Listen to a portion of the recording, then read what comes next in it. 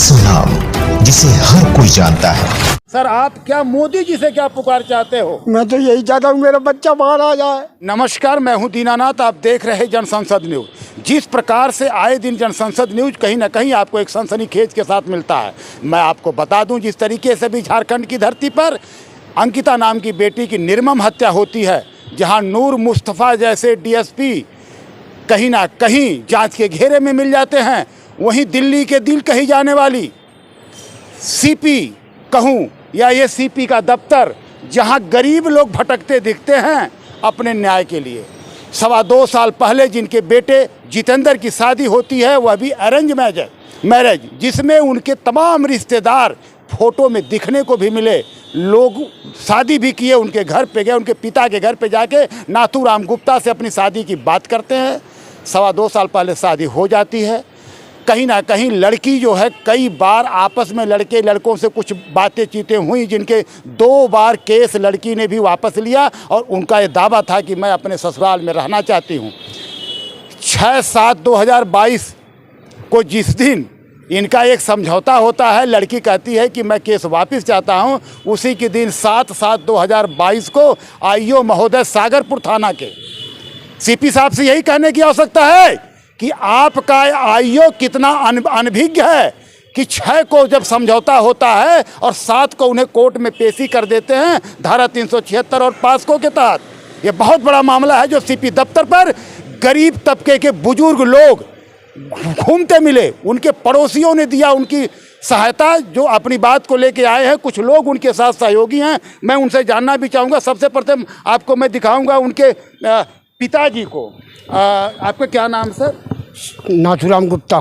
शादी सर जब हुई थी तो दोनों पक्ष के लोग आए थे या अकेले में आप लोग थे? दोनों पार्टी थी। दोनों पार्टी आई, शादी की बात हो गई, शादी भी हो गई। हाँ। तमाम लोग रिश्तेदार भी आए। हाँ। इसके बाद फिर 376 का क्या मामला बनता है?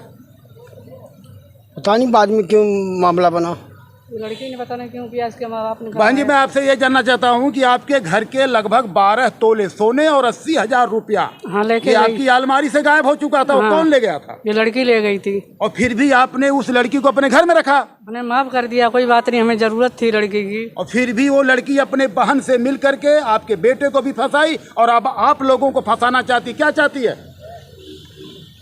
क्या चाहती है? हमें तो बर्बाद करेगी, क्या करूं? हमें बंद करा रही, मेरे बड़े बेटा को भी, अपने ससुर को भी, कहीं के नहीं छोड़ा उसने मुझे।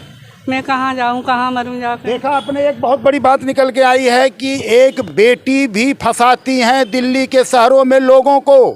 एक षड्यंत्र के नुमा लोग पैसे भी लेते हैं, उस घर को बर्बाद भी करते हैं। इसके बाद बेटी बेटी भी होता है। हम बेटियों का सम्मान करते हैं, हमारा पूरा देश बेटियों का सम्मान करता है।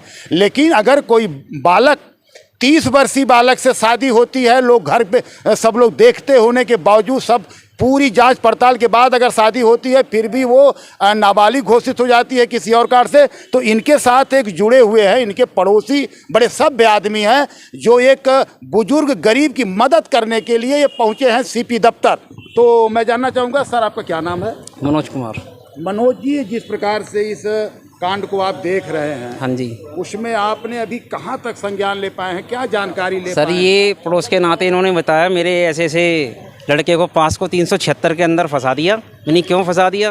बोले 2020 में मेरे लड़के की शादी हुई थी, सब में इसकी ये फ़ोटो है, जिसके लड़की के माँ बाप और ये बुआ सब शामिल हैं।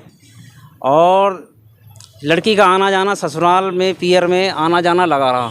एक दिन वो जेवर सोना भी लेके चली गई, फिर भी इन्होंने उसे माफ़ कर दिया, घर में रहने लगे। एक दिन वो महिला आयोग में जाती हैं शिकायत करने, वहाँ समझौता कर लेती है, भाई मैं किसी के बहकावे में आ गई थी, मैं अपने ससुराल जा रही हूँ, मैंने समझौता कर लिया, कंप्लेंट वापस ले ली। उसी दिन सागरपुर के आईओ बुला लेते हैं 6 तारीख को ही, और सारे दिन रात को बिठा के रखते हैं। 7 तारीख को पेश कर देते हैं कोर्ट में। उस दिन जज साहब नहीं थे। 8 तारीख को पेश करते हैं, वहाँ पे बयान करा के 164 के, लड़के भी 376 पास को बना के भेज देते हैं।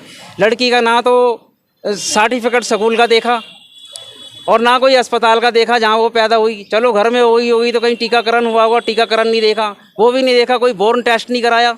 जब ये सारे टेस्ट नहीं कराए, कैसे सिद्ध कर देगा ये आईओ गई ये नाबालिग लड़की है? और नाबालिग कह के उसको अंदर कर दिया। वो 2.25 साल बाद, 2.25 साल से ये परिजन सो रहे थे क्या? और जब वो लड़की अपने बाप की और माँ की भी शिकायत कर रही है, उन पर मुकदमा क्यों नहीं बनाया गया? सिर्फ लड़के वालों के पीछे पड़े हुए हैं ये लोग। ये सफा सफा फोटो के अंदर ये माँ बाप आशीर्वाद दे रहे हैं इसको। इसमें और एक आधार कार्ड देख लिया, आधार कार्ड सिर्फ एक रहने का प्रूफ है कि भाई ये यहाँ रहती है। इससे ये तो नहीं हो जाता कि ये नाबालिग है। नाबालिग के लिए 10वीं 12वीं का सर्टिफिकेट लाइए, अस्पताल का कोई डॉक्यूमेंट्स लाइए, या मेडिकल टेस्ट कराइए, या बोर्न टेस्ट कराइए। क्या कराया आईओ साहब ने जो उस पर पास को लगा के भेज दिया? इसके ऊपर कार्रवाई होनी चाहिए, पुलिस पे भी हो और इसके माँ बाप के ऊपर भी हो। हम तो ये कहेंगे। तो क्या लगता है कि मनोज जी, जिस प्रकार से आईओ साहब ने इस पे बगैर जांच पड़ताल का धारा 376 लगाई, हाँ तो इसको ये सिद्ध करें कि मैंने इस तरीके से लगाई, हमें दिखाएं क्या लगाया, कौन सा इन्होंने दावा ठोका ये लड़की नाबालिग है, हमें आज तक बताया ही नहीं इन्होंने। तो सर, जब तक मुझे लगता है कि आप करीब 1 महीनों से ये पूरे दस्तावेज के साथ आपके तमाम सहयोगी लोग, इनके बूढ़े माता पिता को जो मदद करने के लिए जो निकले हुए हैं, हाँ, अभी तक प्रशासन ने कोई हस्तक्षेप नहीं किया? कुछ नहीं किया सर अभी तक। तो 2 महीने हो गए जी। एक मानव अधिकार वालों ने केस रजिस्टर्ड किया है जी, ये रजिस्टर्ड है, ये रजिस्टर्ड नंबर है। मानव अधिकार वालों ने केस रजिस्टर्ड किया है जी जी जी। और इसके लिए आगे कोई कार्रवाई की है, बढ़ाई है, लेकिन अभी तक हमारे पास इसका कोई रिजल्ट आया नहीं है। जो ये पेपर दिख रहे हैं सर, इसमें सीपी साहब के लिए भी आपने लेटर सीपी दिया को है, भी लिखा है, सीपी साहब लिखा है, के लिए भी दिया हुआ है। हाँ जी, तमाम लोगों को और राज्यपाल को भी, गवर्नर साहब को भी दिया है, जी जी जी जी, और गृह मंत्रालय के लिए भी दिया हमने। जी जी। सब जगह कंप्लेंट लगाई है, लेकिन अभी तक कोई कार्रवाई नहीं हुई है।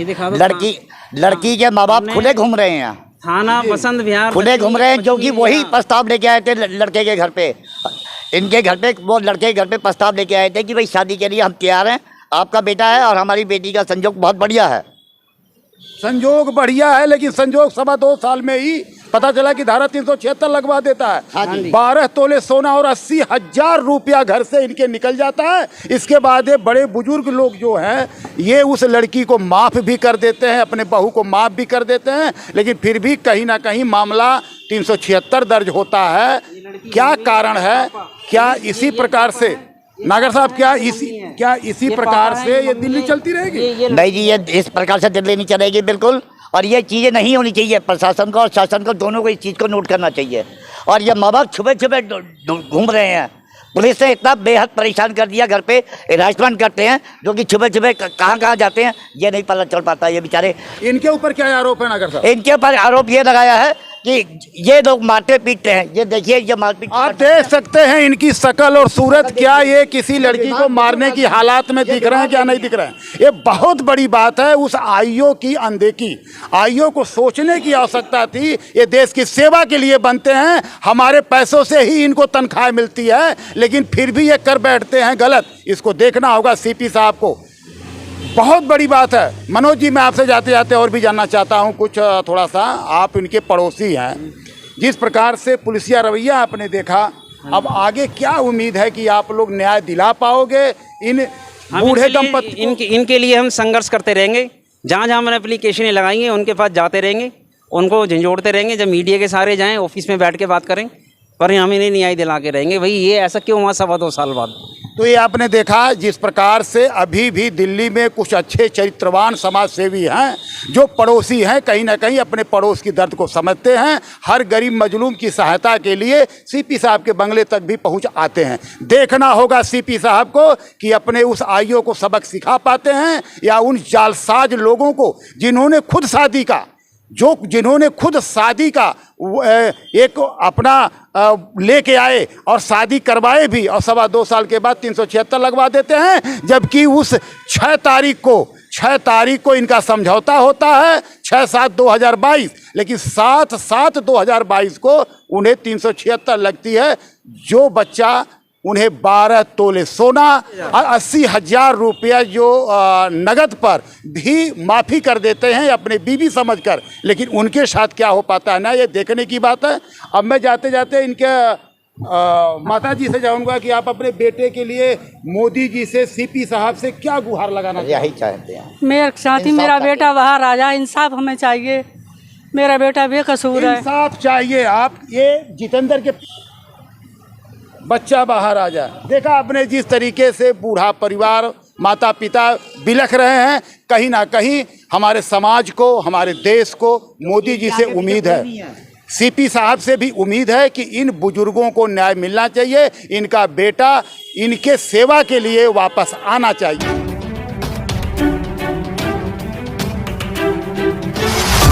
मीडिया इंडस्ट्री में एक ऐसा नाम जिसे हर कोई जानता है,